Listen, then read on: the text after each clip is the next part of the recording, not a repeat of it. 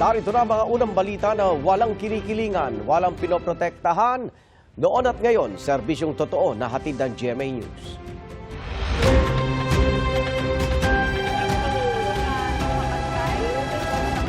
Yung wala na naman ho dito. Magandang umaga mga kapuso, nagbabalik tayo dito sa lungsod ng Taguig para sa huling araw nga po ng voter registration para sa barangay at SK elections. Last day po ngayon, 8 a.m. to 5 p.m. ang registration. Bago pa man mag-alas 8, kanina pa po, marami na itong mga nakapila sa aking likuran.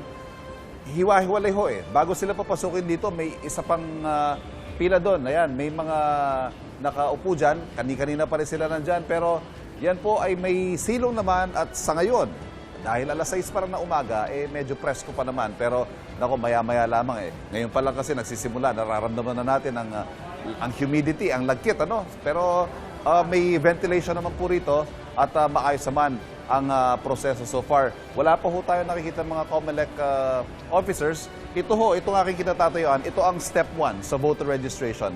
Dito ho yung bahagi na i-interviewin muna ang mga aplikante dahil dito titingnan, ito yung paunang pagsasala. Ika nga, the initial interview, tatanungin, ikaw ba'y taga rito, ikaw ba'y nasa tamang edad, etc. Dito, makikita natin ang first step. Kausapin natin ang ilan sa mga early birds dito sa bahagi ito ng voter registration. Unahin natin, magandang umaga po sa inyo. Yes. Kayo po si Charlie Ramos po. Sir Charlie, ano po yung pakay niyo dito ngayon? Mag-transfer ng butuhan from Rizal to Susan. Pero kayo ho, lagi naman bumoboto. Opo. Consistent kayo, nagtatransfer lang kayo ng inyong Opo. voter registration. Yes, sir. Bakit po mahalaga sa inyo magrehistro? Siyempre, karapatan natin na para makapagpatay ng kung anong natin sa mamumuno, sir. At siyempre, bumoto ng tama. Opo, sir. Ayan. Sir Charlie, good luck po sa inyo. Salamat Maraming po, salamat sir. po. At siyempre, meron din tayo mga kabataan, yung mga first-time registrants. Good morning. Ikaw si Aki po. Aki? Opo. Aki, bakit ka maaga ngayon? Bakit gusto mo magparehistro? Kasi po, syempre po marami na pong nangyayari na sa bansa natin na hindi maganda and marami na apekto. Kaya dapat magparehistro and dapat makaboto din para makadagdag sa... Ilang taon ka na ba, Aki? 18 po. 18. So, yung registration mo ngayon, diretso na yan sa mga susunod pang eleksyon. Opo. Aki, good luck. Maraming salamat, ha? Nako, yan ho narinig natin sa tinig ng isa sa mga nandito. Tinig ng kabataan na sila po ay nais bumoto ng tama, nais silang i-exercise ang kanilang karapatan na bumoto. Anyway, nakausap po natin ang ilan sa mga aplikante. Ito naman, papakita po namin sa inyo ang magiging proseso ng application. Tulad na nabanggit natin, step 1, yung interview. Titingnan muna yung unang pagsala kung ikaw ba'y dapat na nandito at nag-a-apply para maging botante. Pag ikaw ay okay, step 2, dito bibigyan ng forms. Yan. Dito kayo mag-fill out ng voter registration forms. Dito nyo isusulat ang inyong mga personal na impormasyon. Pagkatapos niyan, step 3, i-check kung tama ang pagkaka-fill out ng voter registration form. Ayan, nakikita naman po natin maayos naman po yung latag para maging seamless, maging smooth yung proseso ng pagre-rehistro. Kapag okay, na-check na yung fill out na form, dito naman po tayo sa step 4. Isusulat ng mga COMELEC officers ang inyong mga pangalan at bibigyan na kayo ng precinct assignment. Saan presinto kayo boboto? Yan, mahalaga yan dahil para sa araw na eleksyon ay hindi na kayo naliligaw, hindi kayo naabala.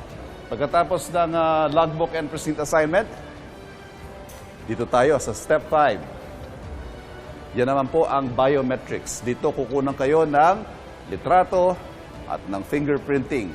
Siyempre mahalaga yan. Yan ang inyong identity. At pagkatapos po ng biometrics, bibigyan kayo ng stub. Ang stub ay patunay na kayo ay nagrehistro na. Pagkatapos mabigyan ng stub, congratulations. Kayo ay rehistradong botante na at makakaboto sa barangay SK elections at sa mga susunod na eleksyon. Mga kapuso, tulad nga po na nabanggit ni Aki kanina na nakausap natin, ito ho ay mahalagang hakbang para tayo ay mag-participate, makilahok sa proseso ng ating demokrasya. Ito po ang ating karapatan at ito rin ang ating tungkulin sa ating lipunan, sa ating bansa. Kung meron tayong ayaw sa mga nangyayari sa atin, ayaw natin ng mga namumuno sa atin, ito ho ay isang hakbang para tayo ay mag-participate sa proseso ng demokrasya. Mga kapuso, yan muna ang latest sa voter registration dito sa Taguig. Balik muna tayo sa studio.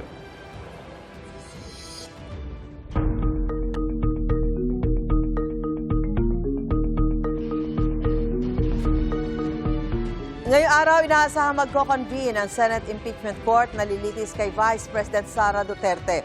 Sabi ng isa sa mga House prosecutors, pinaghahandaan nilang mabuti ang pagpresenta ng articles of impeachment laban sa bise. May unang balita, si Jonathan Antal.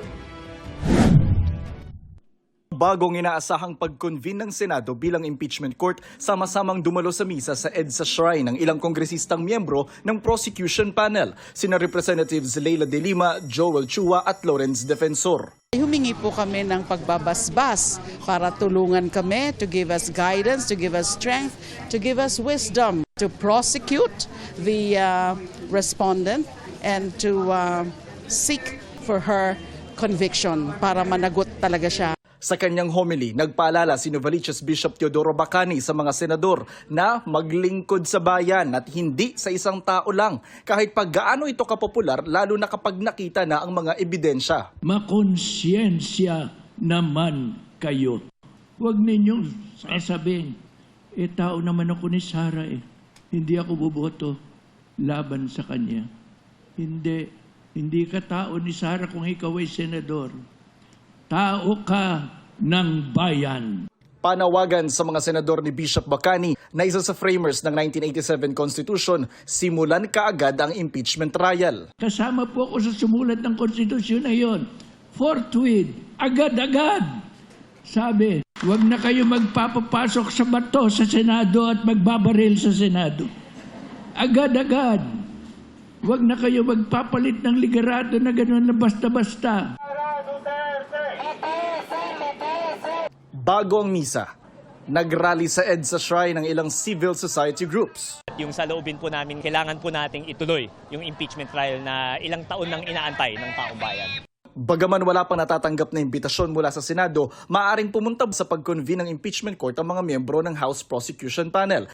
Bilang paghahanda sa trial, may mga nakatoka ng articles of impeachment sa bawat prosecutor na kongresista. Ang expectation naman ho natin sa mga House Prosecution Panel, kahit hindi ho sila assigned doon sa mga specific grounds po na ito, they will still be able to prosecute and present the evidence on the other grounds, no, na hindi po sila assigned. Sinusuri na rin ng prosekusyon ng mga kukunin nilang private prosecutor at mga saksi. Si Chua naman umaasang hindi makakaapekto sa impeachment process ang tensyon sa Senado. Ito ay kanilang constitutional mandate. At inaasahan naman din po natin na ang ating bagong Senate President bilang isang abogado ay mataas po ang kanyang paggalang sa ating konstitusyon. Para sa unang balita, Jonathan Andal, GMA News. Malapit na raw matapos ng Office of the Ombudsman ang first draft ng resulta ng investigasyon sa questionabling flood control projects. Ang kay Ombudsman Jesus Crispin Remulla, para yan sa reklamong conspiracy to commit plunder laban sa ilang mambabatas, kasama sa mga iniimbestigahan ng small committee kung saan umano ginawa ang insertions at pagbabago sa 2025 budget. Ilan sa mga tinukoy na miyembro ng komite ay sina Nooy House Appropriations Committee Chairman Saldico, Nooy House Appropriations Committee Senior Vice Chairperson Stella Kimbo, Nooy House Majority Leader Manix Dalipe, at House Minority Leader Marcelino Libanan.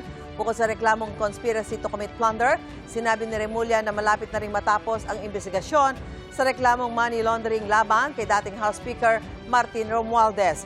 Dati na itinanggi ni Romualdez na may kinalaman siya sa budget insertions kaugnay sa flood control projects. Sinusubukan pang kunin ang pahayag ng iba pang mababatas na iniimbestigahan ng Ombudsman.